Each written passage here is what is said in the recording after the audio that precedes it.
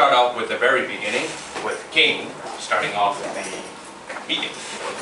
So we did start on time, although this clock is slightly ahead of time, but we did start at 7:45 sharp, which is very good, especially in any Toastmaster settings. Starting off a meeting late will lead to a late end of the meeting. So that's a very good start. And also like King's way of cracking some openings, like say linking up the lead and follow topics with everyday life, so that really warms us up, at least warm me up, to tune in to the meeting, so forget about everything for the day. And then nice transitions to Wallace to start off as a Toastmasters of the evening. And just one thing, Wallace, I really like your confidence in coming up and hosting this event. This is very impressive. One suggestion for you, perhaps you can consider starting off with an announcement on what are the changes of the agenda, because this is usually the Toastmasters of the evening's responsibilities of notifying the audience what are the differences, what are the changes, last minute changes, whoever that cannot make it to the meeting and who will substitute the meeting will be there. And it's also a very good lead-in to the facilitators, Wallace. One thing you can consider later on is to give a brief introduction, perhaps one sentence on what are the different roles, and this will be beneficial for the new guest or joiners. Although we have experienced Toastmasters in this meeting, this is a customary, this is a best practice in Toastmasters meeting. And for the facilitators, King, you did a very good job in introducing the word of the day. Perhaps if you, next time, for any grammarians to prepare the word of the day, perhaps print it out on a sheet of paper or some cardboard and stick it here, so that it can become very visible, and we can make use of that. And I know that, King, you did count the use of the word of the day for different for all of us. Maybe we can announce it, say, I will keep track of the use of the word of the day, and then I will give an announcement later. And I did not really get that in the beginning.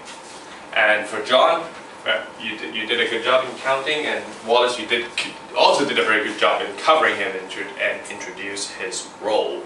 And one suggestion for you, John, is when you race, when the times is up, you can hold on this for the whole duration versus just flash it. People may miss it when they read it, so just do this or do this. Up to you. But very precise count of timing, and a good use of time during the break to write that down. Good job. And Jeffrey, also very confident, very professional, introducing your role as an hour counter, that I will tune my ears to listen to everybody's unnecessary use of sound. And one reminder for you, Jeff, is I was sitting like right beside you, so please pardon me. Yes, I noticed that as an hour counter, you count for the whole duration of the meeting, and I noticed that, Charles, you did make about 3 or 4 hours and a few you-knows, and that's something I did not really see you mark it down, so pay attention to that. He's too nice to me. Yeah. Anyway, that's just my observations. So no offense on that. Now come to the table topics. Master Sharon. I know, Charles, you did a very good job evaluating Sharon's role, and just one add-on to Sharon's topic is the number of questions. We have allotted 8 to 10 minutes, and we only have 3 questions. Maybe adding 1 or 2 more will be more beneficial, and perhaps creating a few backup or spare questions for any emergency use. Overall, very interesting, very good sessions, very good tied up with the theme of today's meeting. And for the table topic speakers, all 3 of you, very good job, very confident, and all of you use very different style. And King, one perhaps suggestions for you is when you end your table topic speech, not just say, that's it, and just perhaps maybe more finer way, more smoother landing than just drop down. Hard landing. Hard landing, soft landing, hard landing. But very, very good job. I like your speech. For prepared speeches, one thing that I'm really, really impressed. Can you guess what? Especially for those who have just did the first CC speech or second CC speech. No notes. No notes. Yeah, this is a very, very impressive thing, because speaking without notes is one of the biggest barrier in public speaking, and all of you have achieved that. Very impressive. And for you, Vika, that's even like very inspirational, and you did list of 7 things, and you did a very good compositions of your speech. The content is very interesting, very engaging, and that's also for you, Kevin. Very engaging topics, talk about relationships, and was that you talk about relationship? Yeah, relationship, yes. Talk about relationships and sharing your personal stories and so on. That's very inspiring to me. So I like to hear those kind of stories. And for the evaluators, for Charles, start with you. Very observant, did substantiate all your points. Like you make a comment, you substantiate it by a specific examples. Very good, and good application of the sandwich techniques. One thing to perhaps consider is to slow down your pace a little bit. I did realize sometimes you did blurt it out very quickly. I may not be able to absorb all the points, so the way of public speaking is to communicate your points out. Put it through the air to the receiver. So slow down, or perhaps add some poise or add some pauses in between. That would be beneficial. And for the 3 evaluator, who was the first evaluator? Alvin. Alvin. Also very good use of sandwich techniques of giving a praise and then some comments on how to improve for Vika's speech.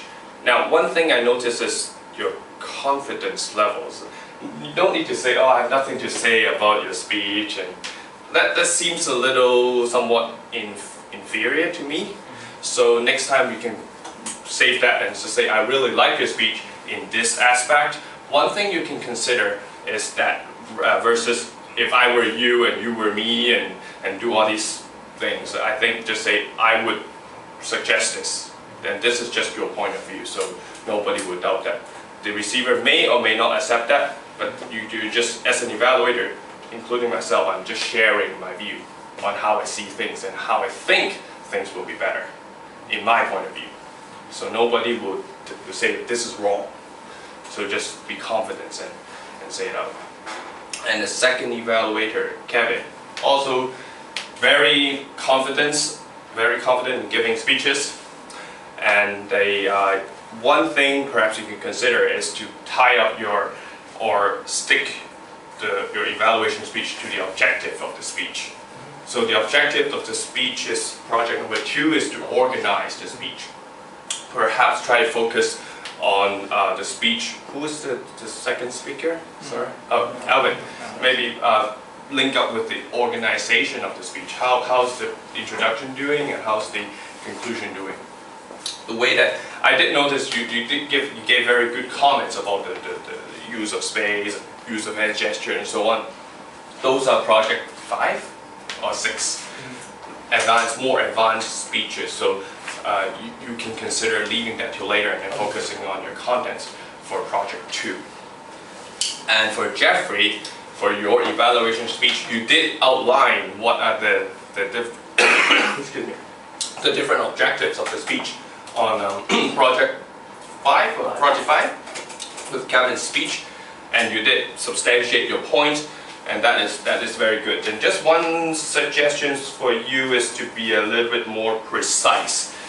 You don't necessarily need to say, I understand this is da, because you don't need to rationalize the why he's trying to do that. Perhaps just say, I would suggest this because this is why this is ineffective. Just keep it nice and sweet, and the message will be a lot more powerful than dragging along.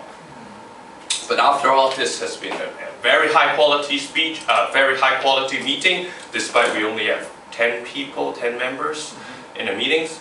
Those things will still work. So I look forward to subsequent meeting next time. Back to you. Thanks a lot.